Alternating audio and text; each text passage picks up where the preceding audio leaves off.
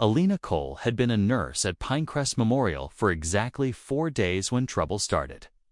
She moved through the corridors with the quiet efficiency she had once used clearing rooms during combat in Kandahar. Her red hair was braided tight, her calm expression unreadable to anyone who didn't know what to look for. To staff, she was just a new hire, competent but quiet, doing her job without asking for any attention. That was exactly how she wanted it. Room 412 belonged to Julian Montgomery, a wealthy developer recovering from an infected hip surgery. Julian was demanding but manageable, but his son Trenton was the real problem. Trenton Montgomery walked into the hospital like he owned every floor tile. He had trained in mixed martial arts since 14, held a black belt in Krav Maga, had never faced consequences he couldn't buy off. The trouble began over a phone call in the hallway outside his father's room, disturbing 3 resting patients. When Dr. Evelyn Hayes asked him to lower his voice, Trenton turned on her with total contempt and rage. "Do you know who my father is?" he shouted, loud enough for the nurses' station to hear every single word. "One phone call and you're all unemployed." Alina was changing an IV bag nearby when she heard him escalate. She didn't rush, because rushing was for amateurs. She finished securing the line, checked the flow rate, and walked toward the confrontation. Trenton had stepped into the doctor's space, cornering her near the wall. "Step back," Alina said calmly. Trenton turned and looked at her scrubs and braid, deciding she was not a threat. He gave a smug smirk. "And who is going to make me?" "You. I'm asking you to lower your voice," she said. "This is a hospital.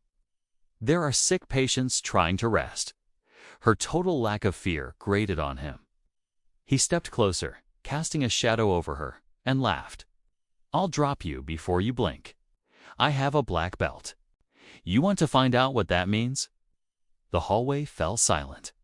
Dr. Hayes reached for her phone to dial security. Alina didn't move or flinch.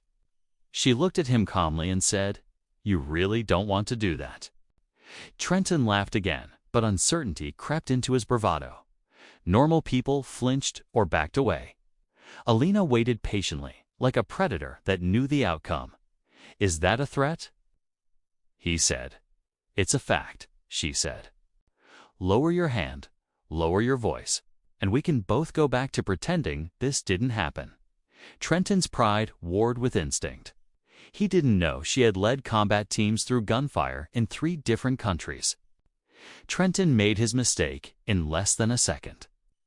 His hand moved to shove her back against the wall. But Alina caught his wrist mid-air with pure precision, redirecting his momentum and instantly breaking his balance. Before he understood what happened, Trenton was pinned against the wall, his arm bent at an angle that made every nerve scream. His martial arts training proved totally useless against her effortless military grip.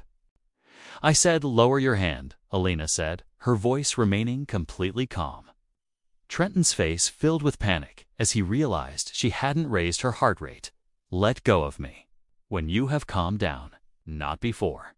Hospital security arrived, jogging toward the scene, but stopped short in utter shock. Trenton Montgomery was pinned against the wall by a nurse who looked like she was calmly waiting for a morning coffee break.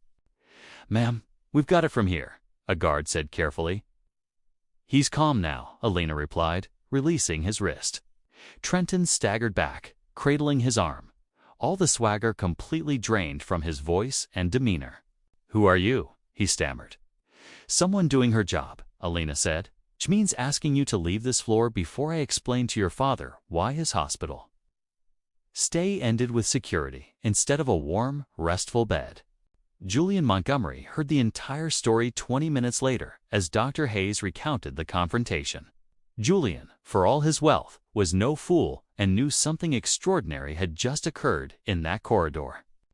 When Alina entered his room later to check vitals, Julian studied her with sharp eyes. "My son said you moved like military. Special forces, maybe?" "I moved to avoid unnecessary injuries," she said, checking his chart. "That's not an answer." Alina looked up. I led a special operations unit for 6 years.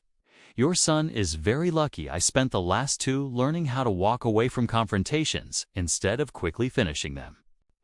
Julian said nothing, stunned by the realization that his son had put hands on an elite veteran.